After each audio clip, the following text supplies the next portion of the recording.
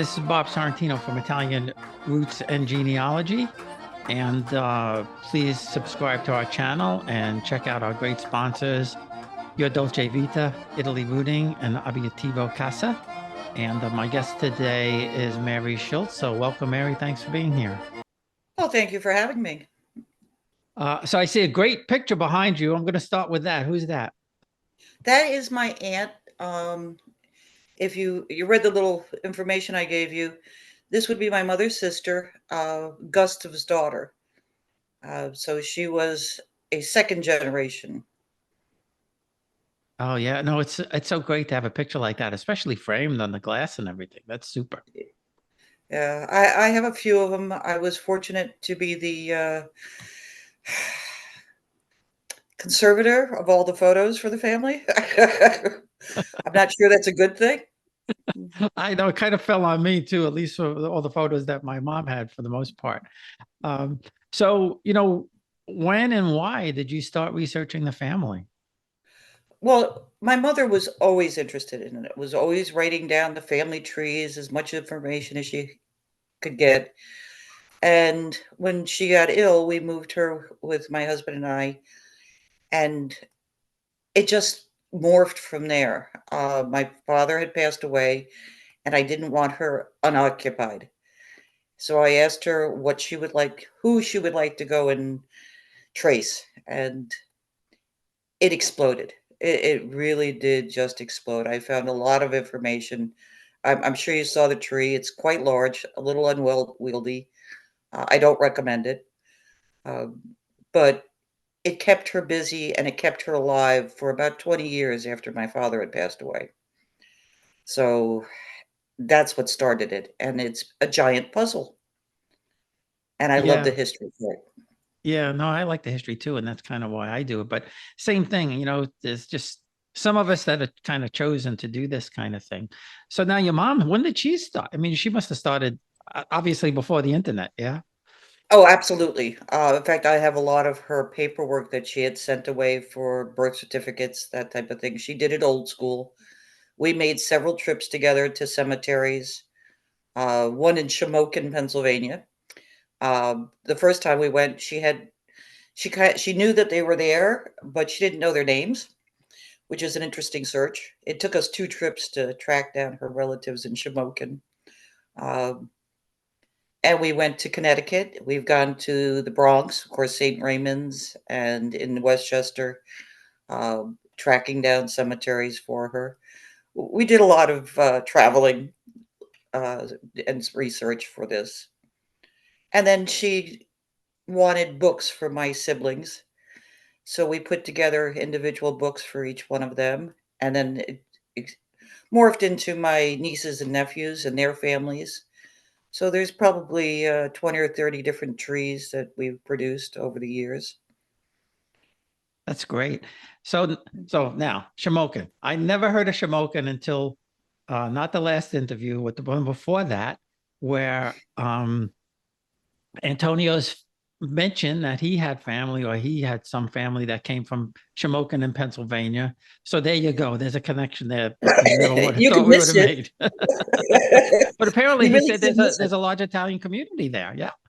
There's a large German community there also, but there's both. Um, it was mining for the most part Ah, and beer. So the Germans went for the beer, the Italians went for the mining part. Uh, they made fascinating jewelry there if you ever get a chance. It's from the dust, and they call it coal diamonds. Very rare. It was antiques. The miners did it in the off seasons to get money, and it's hard to find it. I have a few pieces over the years. really? Oh, that's so Mhm. interesting. So where, I mean, what big city is Shamokin near? Um, don't know. I'm not from Pennsylvania. I just drove there. It's really a small town. I guess the closest one probably would be Pittsburgh. Um, but it's a very poor town, beautiful area, absolutely stunning area. If you ever Now, get up there and try that, yeah, it's yeah. Yeah, So the now, area itself. do you do you know when and why they wound up there? Well, that happened to be the German side, Oh, and my mother's great uncle was a brewmaster, and he ended up at the brewery there. Um, when Prohibition hit, of course, everything shut down, and he went uh, and started working at a entertainment place, I guess would be called. He later gets arrested for illegal gambling machines, and we'll leave that at that.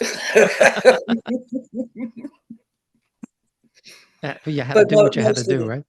yeah, exactly, and most of the family came into New York. Um, I have tracked some members, they're not direct line ancestors certainly, but certainly cousins and that went into New Orleans, were involved in that horrible, uh, episode in New Orleans, Really? and Wow. yeah, and then what's interesting is a lot of them ended up in Texas, uh, some in Houston and some in San Antonio. So the family did spread through Corleone and went to all over the United States. Wow, that's something. Yeah. And a lot of us, especially us from New York, we don't realize that there were Italian communities all over the country, going way, way back too, you know? Mhm. Oh, absolutely, absolutely. My mother and father grew up in Westchester. I grew up upstate New York, and but I can track where they came through, and that's what's fascinating and what they did. So now where did they come from in Italy? Corleone, the entire Sicilian side of the family is definitely from Corleone. I can't find them moving out of there from about 1600 on. So I'm assuming they were kind of stuck there for a long time. Well, yeah, well, people didn't move around that much back then. They couldn't.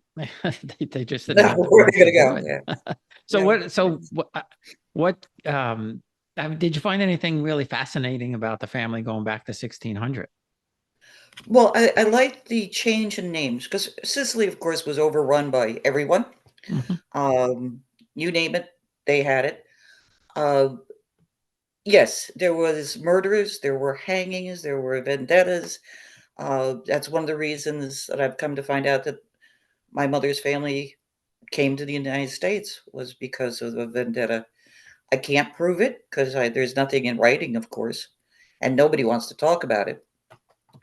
But that's pretty much the story of of how they came through. But historically, they were very involved. Uh, there was one gentleman who was, and I'm going to pronounce it wrong, Benavita, uh, who was one of the leaders in the revolutions that occurred over the years, and it was fascinating to read the history about Sicily and what happened. I had no idea So that it so was so it's involved. it's not easy getting back, especially in a small town in Sicily, getting back that far. How'd you manage to do that? Well, some of it was actually some of it was done for me, which I really appreciate WikiTree because they did have the documentation I could double check, and it's a slow process for Sicily. It is extremely slow. I've spent years and years upon this. This doesn't happen, in a week. It's taken me years to just kind of piece together the information. And then I get sidetracked with the history part of trying to figure out what's going on during that time frame and why certain things were occurring. I found it really interesting that the women married quite young in Sicily. Some of uh, we wouldn't put up with it today, but some of it was very young. Uh, and they would when the wives died, of course, probably in childbirth, that the husbands would remarry almost immediately. There was a lot of stepsisters being married to stepbrothers, and it's quite the nest. It's not a tree. It truly isn't. It's a big circle, and the families intertwine historically over the years for hundreds of years. You'll find a name and track it back, and they'll intertwine again. I find that just absolutely interesting. Yeah, well, especially in those small towns. I mean, there was only, you know, so many, I guess, women, young girls to go around, and I know that I saw that a couple of those in my family too, where a brother-in-law married the sister-in-law or the sister of the brother or those kinds of things. And they had to keep the family going, I guess, and that's just the way they did it. Well, as you said, there weren't a lot of choices, and a lot of the marriages occurred because of connections, of wealth, of status.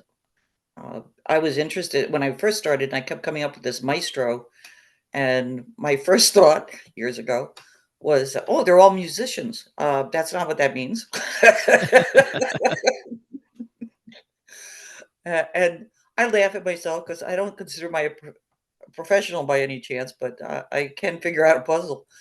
And that was interesting to start looking at who was a maestro, who was a don, who was this, and it really was interesting. So for people listening, who was the maestro? What was he? What was he? A maestro is just simply a master at their trade, whatever that trade might be. Um, the don gets into, I believe, more of a leader, or not so much royalty, but leader, uh, where they would be the town leaders. The true wealth of the neighborhood, I guess, is there's not much in Corleone as far as wealth during that time, certainly.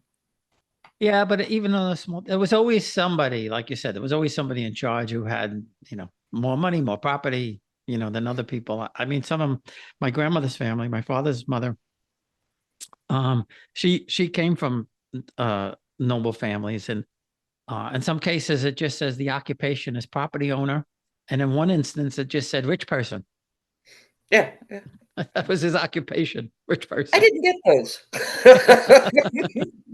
Um, and so yeah, it is. I like the history aspect of it too. And I don't know if you've seen it or heard of it, but I interviewed Carlo Treviso, who wrote a book called Siciliana, and fantastic book about the French and the Sicilians back in the 1200s.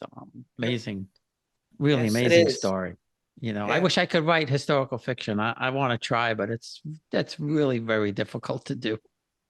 I've attempted. I have to stay with I'm a very literal person, so that but there's stories are there, and it's write it, because it's important to keep that history going. Um, I bore I bore my grandchildren continuously, but when they need it, I'll get a phone call saying, "Grandma, help me with this." Sure. Uh, I have to do a family tree. yeah. Well, I no, well, that's already been done. They're a little bit older, but it's a history lesson sometimes. I wish when I mean I went to Catholic grammar school, and I was able to trace back to at least that I found 23 saints. And I every time would find one, I'd say, boy, I wish I had this information in the fifth grade. Please don't tell me it was Gate of Heaven, in Queens, but, No, I lived in College Point, so I went to St. Fidelis. okay, then, I know College Point very well. One of the relatives lived there also. Um, German? spent many a weekend. Oh, sure. Yeah, what's the last name? Bill Pfeiffer is his name, is, Philip Pfeiffer, and his mother was part of my mother's aunt, so they lived there for a long time. Um, Well, that was a huge German community, and my first wife, uh, her father was Heim, it's very German. My mom was Irish. Interesting thing with her when I looked at her stuff, she actually goes back to some of the original Dutch people, and her, I don't know, third or fourth great grandfather, something like that. Um, was Rickard, and okay. owned Rikers Island. He sold Rikers Island to New York City. Very interesting. Yeah. So, just and they were there for, geez, some of them were Dutch, uh, some were German, uh, but they go back to some of the farms in Hempstead, go Flushing and Hempstead and all those places. Yeah, I had done my brother-in-law, my husband's brother-in-law, and he's a Scribner, and that family, part of his family started Smith Point, uh, Mm, and of course his family has been well documented. The Scribners go from the Mayflower all the way back. Uh, we tease them, we call them Prince. Uh, but it's a fascinating history. New York itself, New York City and their surrounding area is absolutely fascinating. Uh, yeah, yeah. So you grew up in Flushing? no, I grew up upstate in the Catskills. So so Uh, but some of the family was down there. Where yeah, what? they So I have well, to ask you, where in the Catskills? Because we used to go camping up there a lot. Mount Tremper. I don't know if you ever heard of Mount Tremper, but it's one of those real out of the way places, which was great back in the early 70s. oh, okay. No, we were between, if you know where Ellenville is and Liberty, Oh, if sure. you Yeah, know yeah, those. yeah. I had a We house up there, up that way. Okay. In the reservoirs, of course, that supplied New York City with the water. We lived across the street from the Roundout Reservoir, which is a beautiful area. Oh, Um, nice. Very yeah. nice. And my Um, father was the principal or the superintendent of the school up there. So it was a beautiful, beautiful area. It really was yeah, great. well, no, upstate New York is great. But yeah, I know exactly what you mean.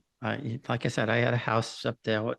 Geez, I don't remember the name of the town, but it was right off of Old 17. So Okay, it could have been Wurtsboro. It could have been Wurtsboro, that's it. That's the place. okay. Wurtsboro. uh, I know the area. No, but Uh, funny is my husband grew up on Long Island. Well, from the Queens to Long Island, and I started tracing and his family actually moved from New York City to Sullivan County. And as I started the trade and he was related to about half my class. We met in Florida. We had no idea, of each other. But we met in Florida, and turns out his family and my sister-in-law's family, my brother's wife, they're related. hmm. And pulling up the information, they sue each other over the years in the area. It's more amusing than anything else when you pull out these little pieces of information and they start to connect. Yeah, no, I know exactly what you mean. So now have you done DNA? I've done DNA. It's a very helpful tool to start to track back, especially people that have done trees. I get very frustrated with people that do the DNA test and then they don't have any tree, and you go, "I can't help you." You know, uh, it really brought information that you cannot get any other place, and it validates a lot of the information that you get. So I'm 50% Irish, absolutely, just 50%, nothing. And then, of course, the other is German and Italian, or Sicilian, as I like to call it. So who is Irish? My father was Irish, and his parents came in. Both of them were born in Ireland. His father came in, worked up in Connecticut at the copper mines up there. Uh, Went back to Ireland, married my grandmother, came back. He broke horses under the L's in New York in the docks, by the docks, and he was a stableman for a number of years. And then they moved up to Westchester. Wow, that's a cool job, especially in Well, New York City back then. well, they were bringing in them wild off on the boats, and he would break them under the by the docks. And I find that absolutely fascinating. I never knew that. I had no idea that that was going on in New York City back then. Gotta think of the time frame, you Well, know? yeah, no, exactly. And you know, the interview before this, uh, um, Carla Golden, you know, her grandfather, her great grandfather built 160 something buildings in New York City. I never even heard of paternal construction. Yeah, Uh, yeah. and I, you know, some of the pictures, I mean, I recognize these places. So, uh, you know, and that's one of the reasons for doing this, is to get people's memories so that, you know, we don't lose this kind of culture and heritage, whether you're Italian or Irish or anything else, you know. Well, as I sent you the information, my grandfather was a marble worker, and he worked at Grand Central Station on some of the pillars by and I have one of them. It must have been one that they didn't use. So I have this pillar identical to the ones at Grand Central Station. And I love that type of thing. Is the history of that, a million people, millions of people, billions of people have seen those. He created that. He made those. That was part of him. And I love that part of it. Yeah, And that's like you great to said, have that. your relatives, they built things. You can go back and look at those, and it's fantastic. Well, and you know, I met my fourth cousin Linda, and I had no idea, you know, several years ago when we first met, how close the family was. And her mother, her grandmother, saved beads. My grandfather used to make, and his brother used to make bridal veils and bridal crowns in New York City. And she had the beads from my grandfather's store. Wow. And so, you know, Linda, when we met her finally, she came over and you know, gave my sister and myself and my cousin Paul, you know, a little package of the beads from my grandfather's shop. And you know, my cousin actually used to go from Whitestone in Queens on the, you know, on the subway at probably 10, 11, 12 years old. You wouldn't do that anymore. And you know, run back and forth from the home in Whitestone to the shop in New York City. So he was thrilled to, you know, he used to bring the finished product back and forth, you know? Yeah. You can't replace those things. No, and you know, my wife and I talk all the time because she actually was born in Manhattan, and you know, it wasn't that long ago. It was only in the 70s where they were still, you know, millinery places in New York City. They were still making dresses and suits and shirts and all of that. Mhm. That's hard to believe that. I mean, that's all disappeared now. Nothing like it. Well, they simply couldn't do it anymore the way they did it. I know a lot of my grandfather's sisters were dressmakers, and that's what's listed on the census. Is that's where they worked, were in those making dresses. I Some of them were more. My grandfather was a marble worker. Some of them were mechanics. They went on. They didn't have a lot of schooling. Uh, I don't think my grandfather went past 8th grade. But it didn't happen then. It's simply that was enough for them. Well, yeah, things are, I suppose, a lot less complicated, and you know, they had to work. I mean, you know, They had us. the kids used to work, you know. Well, there were Uh, 9 in that family, so they had to work. yeah, well, the same thing with my mom's family. Uh, you know, my mom didn't get her first doll. I probably 1930, 1931, 32, whatever it was. Um, until her sister was able to buy it for her because her sister was probably, you know, 15 years older than her or something like that. Mm, You know, yeah. so, you know, and my aunt used to tell us that Christmas they used to get an orange. Yes, I've heard that that's my father's situation. That's what they got. Yeah. Yeah. And Yeah. they were thrilled to Mhm. have it, you know. It was Um, special. yeah, people, you know, we're spoiled and the generations behind us are, I think, even more spoiled than us. Well, I'm amazed at what my parents saw. My father didn't drive until he went into World War II. They had a horse and wagon. Hmm. And my mother was a little more, she liked fast cars. She started driving at 16 and never stopped. Um, but there was a big difference in culture there. And it's what they had. My grandparents were one of the few that had a radio in their neighborhood when they first came out. You don't think about those things now. Right. Yeah. Yeah. Yeah. My uncles was still, they would deliver ice in New York City into the 40s. Yeah, yeah. People didn't have refrigerators back then. Um, I remember my grandmother's ice box. She's kept it. It was they eventually got her a refrigerator, but she still had, when I was a child, still used the ice box. yeah. See, it's Uh, amazing, right? I remember, I don't remember the coal, but I remember seeing the coal chutes in the basements. mhm. By that time they had already, was switched over to oil. But I still remember and asked them, what's that? And oh, that's where they they used to send the coal down the chute and everything like that. I mean, the kids And it's a nowadays, different smell. I don't think they have a concept of radiators either, Oh, no, no. or forget radiator telephones. Our first telephone I could upstate, because upstate was pretty wild back then, it was pretty well cut off and was one of those candlestick, you had a party line, it was one of the candlesticks ones. We weren't allowed to touch it as children, trust me, but Really? everybody, "Oh, no, no, we don't That's touch so this stuff." funny.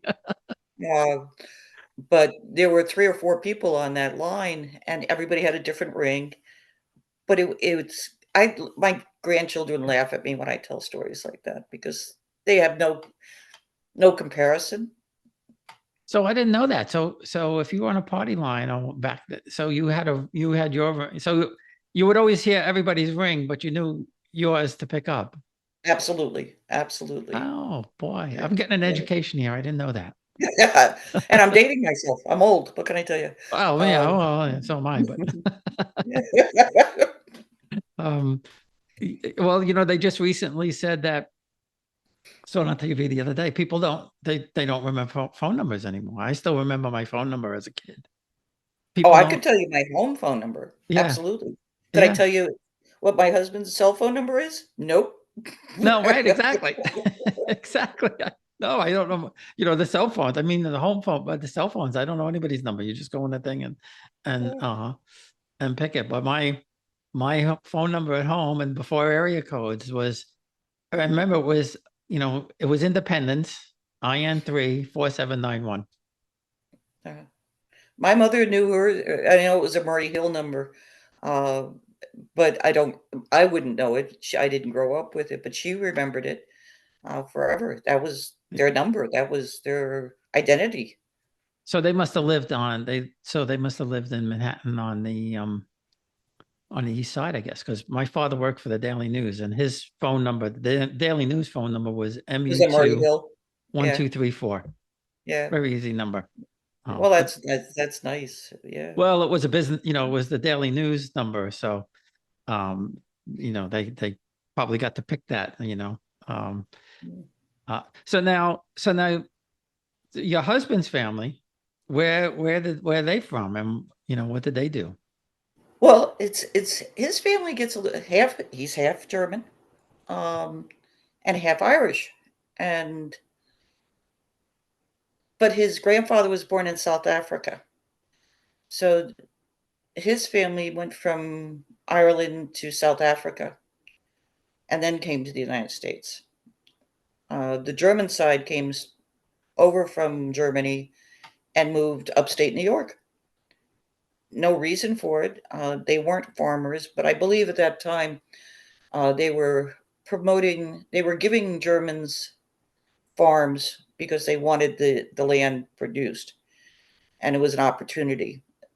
They weren't necessarily good at it, and they didn't last long. I think it was like a generation they lasted, and moved back to New York City for work because there was nothing up there. They weren't good farmers, um, but the land was important to them. Yeah. Yeah, I can understand that. Um, And so it's, I guess you have, farming even back then, you had to know what you're doing, I suppose. Even, one of the I hope so. one of the toughest things that I've ever heard of, trying to make a living at, is farming. Uh, it's expensive to do it, and the equipment now and all of that kind of stuff. Very, very hard to do. So in all this research, um, what was your most fascinating find or story? Well, there's so many, but I think it took me 20 years to find my great grandmother anywhere. There wasn't a census record with her on. There was nothing. I very, very difficult to find. And when I did finally find it after 20 years of searching, um, the name was spelled so badly that I was so excited though. It took me, I mean, you have to understand that 20 years of research and to finally find this piece of paper that gave my what they thought her spelling of her name was. And it was worth the effort, but frustrating for people. Uh, well, and I tell people, don't give up. And sometimes you just have to walk away for a while, and then come back. Absolutely. Absolutely. Yeah, every once in a while, you have to take a break. Uh, I get so immersed in the culture for whatever side I'm doing at that time. I tell my husband I just came back from Italy. you know, I'm sorry, I'm not really here. Uh, but you get immersed in the. I call it DNA memory. When you start doing this, and he laughs, but my grandfather was a marble worker. He worked in cement, and I don't know if you've experienced it, but you find that you can do things without knowing why you know how to do them. Uh, and it's happened often enough, so I kind of believe that there's some type of genetic memory embedded in us. They haven't proven it yet, but there has to be something. Uh, in our family, we see a long trend of musicians and artists. Where does that talent come from over the years? And it's very the numbers when you start looking at the numbers of people that continue that profession without the assistance, uh, there's got to be something genetic there. No, I agree. And I interviewed somebody about that. And she calls it emotional DNA. And that's exactly what she says. We get our physical characteristics from our ancestors. We also get these other characteristics. And my example of my family is my brother could pick up anything and draw it. I mean, he could look at he probably could have done Rembrandts. He probably could have forged Rembrandts. That's how good he is. I can't draw a straight line. So how do you It came explain that from other than somewhere. that it's ingrained somehow, right? Yeah, yeah. It's very odd, but when I start looking historically at what people did, and you go, okay, now it makes sense. But nobody talked about it. It's not like I knew about it or anyone knew about it. But when you see the number of physicians, the number of artists, the number of musicians, you go, it had to have come from somewhere. Just that ability. And maybe Well, mine yeah. is searching people. No, no, exactly. I find it more of how did I know how to do that? I've never done it before, but it made sense to me. I can't explain it, but I encourage people to do this. It really does give you a sense of yourself when you do your family history, uh, of where you came from. Uh, it's important for people to do this. It truly is. Um, it's time consuming, it's aggravating, it's all those things, but it's fascinating. Well, and I believe that they want us to find them. It's Oh, just ingrained on some of us to do it. mhm. And Um, it's very strange. It got to the point at one point that there were so many coming in, you couldn't grasp how many people, and then nothing for years. And then all of a sudden you'd get this little group of people saying, "Hello, I'm here. Could you, come do this?" And it's been a wild time for this. well, yeah, and my second great grandmother was she was from Lucerne, Switzerland, and I figured, I'm never going to find anything on this woman. It's just not going to happen. And I just was, Googling one day, and I came across um, the two books from the 1850s that had listed the officers in the Neapolitan army. And I'm looking through this book, and I'm looking for my great grandmother's name, Caracciolo. And I found my great grandfather, my great great grandfather, and Filippo Caracciolo. He was a lieutenant in the Neapolitan army. And I look right above him, and I see this Bernardo Moore, same spelling as my great great grandmother. And I'm like, wow, this this this must be him. Um, and he was a mercenary from Switzerland working for the Neapolitan army. And I was able to find her family now back to the early 1500s in Switzerland. So these clues, they, like you said, they just appear. Yeah. It's funny because the Swiss attacked my great-grandfather's the town he came from in Germany and burned it to the ground. So in about 1600. So I didn't know the Swiss did that. I thought they were peaceful. Maybe, but I guess not. oh no no no no. As you really annoyed someone, but that kind of those little bits and pieces, and they fall into your hands, and it's you recognized that those were your relatives. That's great. Not everybody can do that. Yeah, well, I have I found a a painting of my ninth great grandfather. He was him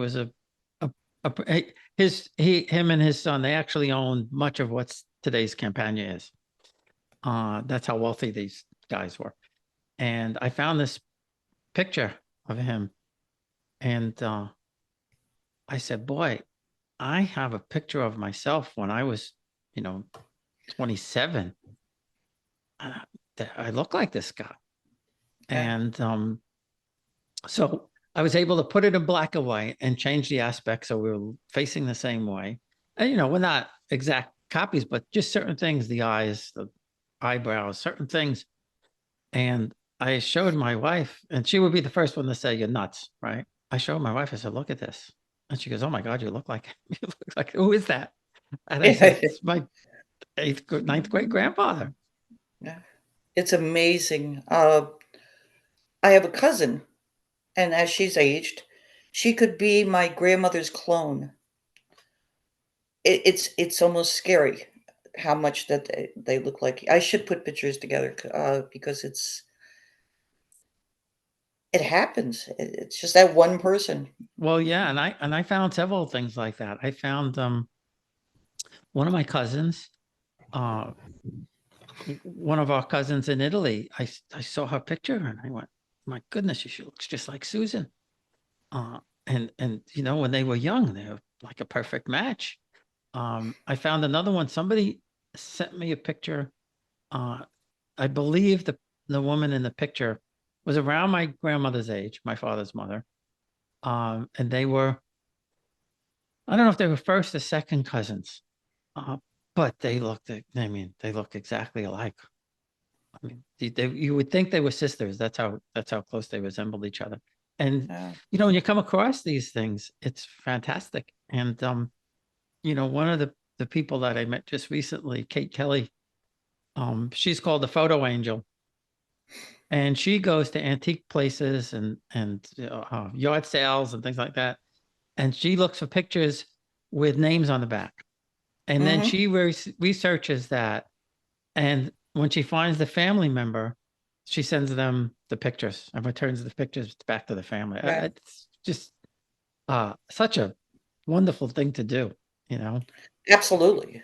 That's well, I always feel this urge to do somebody's family tree for them, and it's most people really don't want you to do that, but it's fascinating.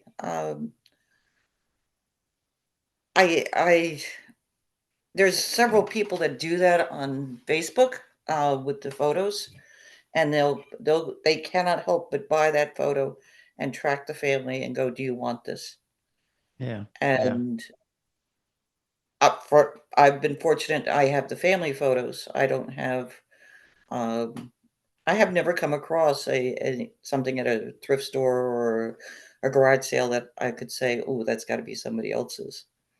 Uh, Yeah, no, I haven't. Yeah, not that I look. yeah. But when we were in Italy last year, and I met my father's first cousins that I never knew existed. They had my parents' wedding picture from 1944 that my grandmother had sent to them. So that and that was just that was just like mind blowing.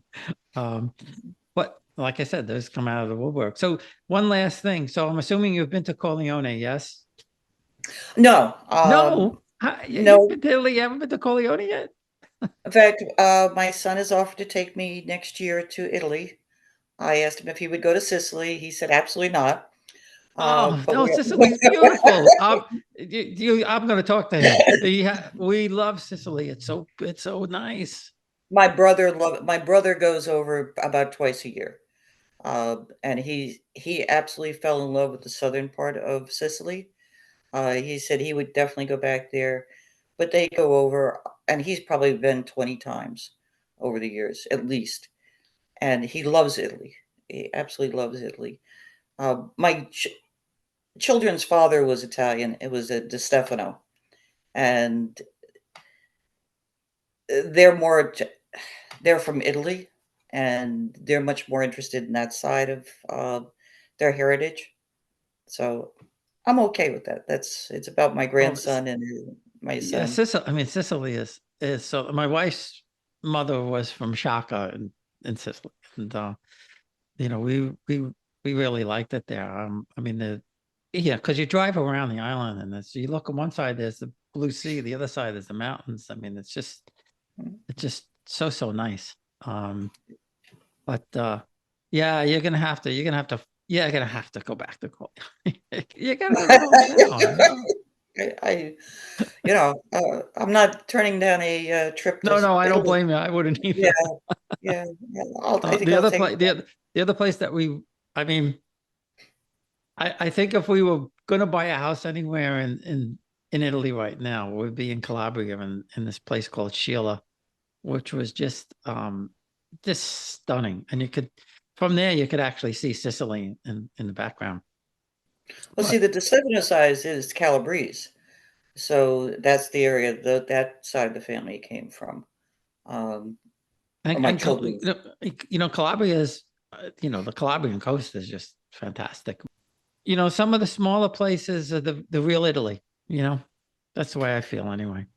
I would love to see them because I know that the houses were painted for different reasons, and they kept that house color, and they continued to keep that house color. If it was yellow or pink or whatever color it was, I would love to go back and find the relatives and figure out what they were at that time.